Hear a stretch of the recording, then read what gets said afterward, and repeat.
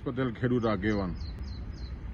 આ વર્ષે સતત વરસાદ સમગ્ર ગુજરાતમાં આવ્યો છે।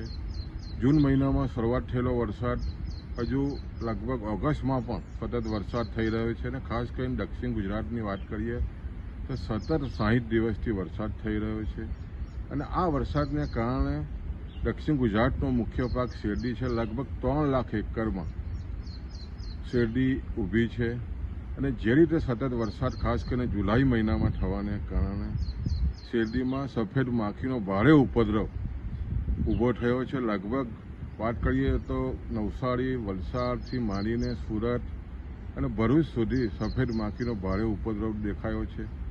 આને કારણે લગભગ 15,000 એકરમાં શેરડીને વિપુલ પ્રમાણમાં નુકસાન થયું છે।